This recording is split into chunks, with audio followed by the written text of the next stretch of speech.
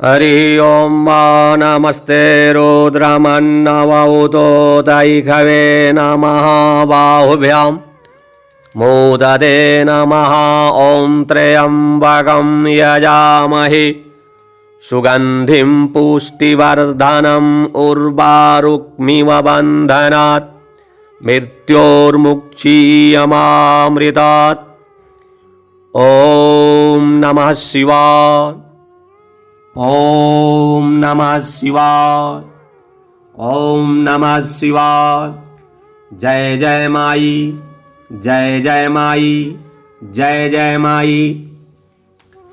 धर्मानुरागी सज्जनों, प्रियजनों, प्रेमी जनों, आज मैं आप लोगों को महामृत्युंजय मंत्र के उपासना के संबंध में बतलाना चाहता हूं। अमोघ मंत्र है महामृत्युंजय मंत्र। महामृत्युंजय के उपासना से, महामृत्युंजय के उपासना के द्वारा सनातन के अनेक ऋषि महात्माओं ने दिव्य शक्ति प्राप्त कर जन कल्याण किया था, असुरों का वध किया था। महामृत्युंजय के जप के प्रभाव से अनेक असाध्य रोगों का शमन होता है। महामृत्युंजय मंत्र सभी कामनाओं को पूर्ण करता है। मैंने अपने YouTube चैनल जय जय माई पर पिछले शुक्रवार को अधिमास, मलमास, पुरुषोत्तम मास के संबंध में बतलाया था। आप लोगों का बहुत ही स्नेह प्राप्त हुआ। आज मैं महर्षि दधीची द्वारा महामृत्युंजय उपासना के संबंध में बतलाना चाहता हूं। शिव पुराण के अंतर्गत रुद्र संहिता के शती खंड अध्याय 38-39 में महामृत्युंजय मंत्र की महिमा वर्णित महर्षि दधीची और राजा छू की रोचक कथा है। ऋषि पुत्र दधीची और राजकुमार छू दोनों एक साथ एक आश्रम में अध्ययन करते थे। इन दोनों में अत्यधिक मित्रता थी। जब आश्रम से दोनों शिक्षा पूर्ण कर अपने अपने घर के लिए इन दोनों ने प्रस्थान किया, विदा ली, तब छू ने कहा कि हे मित्र दधीची,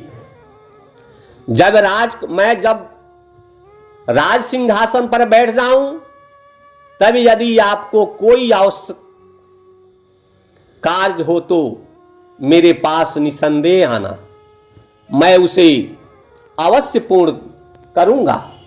यह सुनकर दधीची ने कहा कि हम ऋषियों को क्या आवश्यकता होगी, हम तो राजाओं को भी देने की शक्ति रखते हैं।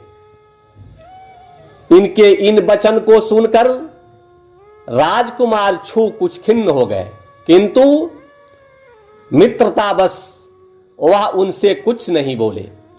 जब छू राज सिंहासन पर बैठे, राज सिंहासनारूढ़ हुए, तो उन्होंने ऋषि पुत्र दधीची को भी संदेश भेजा। जब दधीची आशीर्वाद देने गए तब उन्होंने सिंहासनारूढ़ छू को कुछ देना चाहा, तो फिर उन्होंने पहले कहे हुए वाक्यों की पुनरावृत्ति की। धीरे धीरे दोनों में विवाद बढ़ने लगा, एक दूसरे को श्रेष्ठ बताने लगे और एक दूसरे की हिंसा भी दिखाने लगे। यह विवाद और भी बढ़ गया। ऋषि पुत्र दधीची ने अपना अपमान होते देखकर राजा छू के सिर पर मुष्टि से प्रहार किया। राजा छू ने भी दधीची के वक्षस्थल पर वज्र का प्रहार किया, जिससे ऋषि हताहत होकर गिर पड़े। वो जैसे तैसे आश्रम में आए और अपनी हड्डियों के टूट जाने से दुखी होकर असुरों के गुरु शुक्राचार्य का स्मरण किया और उनके आने पर अपने आप को स्वस्थ होने की उनसे प्रार्थना की। तब शुक्राचार्य ने महामृत्युंजय के बल से इनको स्वस्थ किया और साथ ही साथ कृपा करके महामृत्युंजय मंत्र का विधिवत उपदेश भी दिया। अब दधीची ने वन में जाकर दीर्घकाल तक मंत्र जप करके भगवान शिव से अपने शरीर को वज्र के समान दृढ़ बनाने और कभी किसी के द्वारा बद्ध न किए जाने तथा दीन न रहने का वर प्राप्त किया। इसके पश्चात ही दधीची छू के यहां गए और अपने पैर से उसके सिर पर प्रहार किया। क्रोधित राजा ने वज्र से उनके वक्ष पर प्रहार किया, किंतु दधीची का कुछ भी नहीं बिगड़ा। यह देखकर राजा छू अत्यधिक विस्मृत हुए और अपने बल को बढ़ाकर दधीची को परास्त करने के लिए वन में तप करने चले गए। तब से उन्होंने श्री विष्णु को प्रसन्न किया। तब श्री विष्णु ने उनसे वर मांगने को कहा। तब उन्होंने दधीची के वध का वर मांगा, किंतु उन्होंने कहा कि दधीची ने महामृत्युंजय के प्रभाव से वज्रदेह अवध्य तथा अधीन होने का वर शिव जी से प्राप्त कर लिया है, इसलिए मैं तुम्हें ऐसा वर नहीं दे सकता।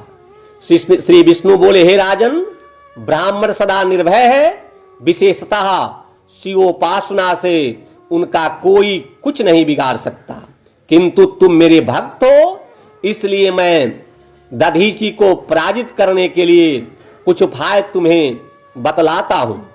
ऐसा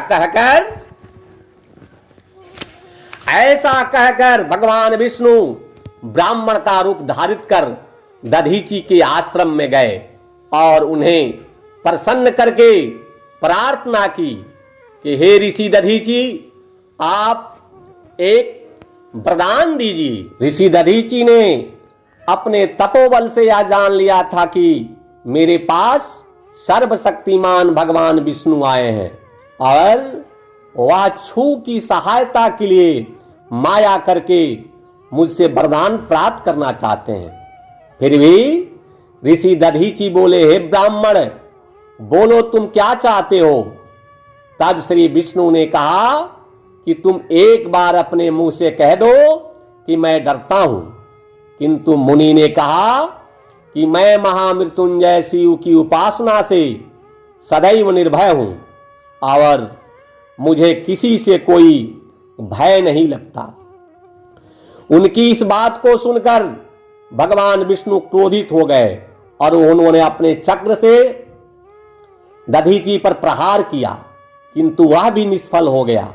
तदुपरांत अन्य ब्रह्मास्त्रादि का भी प्रयोग करने के लिए श्री विष्णु ने इंद्रादि देवताओं को आज्ञा दी। उनके अस्त्रों से भी दधीची का कुछ नहीं बिगड़ सका। तब ऋषि दधीची ने कुशकुशाओं को अभिमंत्रित कर उन पर छोड़ दिया। वे कुशा भी त्रिशूल बनकर देवताओं को त्रस्त करने लगी। देवताओं के सभी आयुधों ने त्रिशूल को प्रणाम किया और विष्णु के सहायता के लिए जो भी देवता आए थे वह वहां से पलायित हो गए। तब श्री विष्णु ने अपना विराट स्वरूप बनाया। उसे देखकर दधीची ने कहा कि हे श्री विष्णु, आप अपनी गाथा छोड़ दीजिए। देवाधिदेव महादेव के प्रभाव से आप मेरे शरीर को देखें। ऐसा कहकर जब दधीची ने अपना विराट स्वरूप उनको दिखाया, तब भगवान विष्णु भी हतप्रभ हो गए। तभी वहां राजा छू भी आ गए और उन्होंने महामृत्युंजय के प्रभाव से श्री विष्णु को प्रभावहीन देखकर उनसे कहा, हे हरि, जगत के पालनकर्ता, आप शांत हो जाएं। मैंने महामृत्युंजय के प्रभाव को जान भी लिया है और प्रत्यक्ष रूप से देख भी लिया है। यह कहकर राजा छू दधीची के पैरों पर गिर पड़े और बोले, मैंने अभिमान वश किए गए इन प्रहरादि के लिए क्षमा चाहता हूं। इस प्रकार महामृत्युंजय के जप का प्रभाव बहुत ही महत्वपूर्ण है। जो मानव श्रद्धापूर्वक विधि पूर्वक महामृत्युंजय का अनुष्ठान करता है, महामृत्युंजय का उपासना करता है, वह समस्त मनोकामनाओं को प्राप्त कर लेता है। किसी भी प्रकार का रोग, भय, मंत्र, तंत्र, जंत्र, परदोष, किसी भी प्रकार के तांत्रिकों का प्रभाव नहीं लगता है, निष्फल हो जाता है। इसके बाद ही देवराज इंद्र ने मुनि दधीची से विश्व कल्याणार्थ के लिए उनकी हड्डियों को मांगा। तब उन्होंने अपने शरीर की हड्डियों का दान किया। उन्हीं हड्डियों से अस्त्र बनाकर देवराज इंद्र ने राक्षस राज वृत्तासुर का वध किया। धर्मानुरागी सज्जनों, सनातन धर्म में ऐसे ऐसे दान की विधा आई है। महर्षि दधीची ने राष्ट्र के सुरक्षा के लिए, मानव के कल्याण के लिए, असुरों के वध के लिए, आताताइयों के वध के लिए स्वयं अपने हड्डियों का दान कर दिया।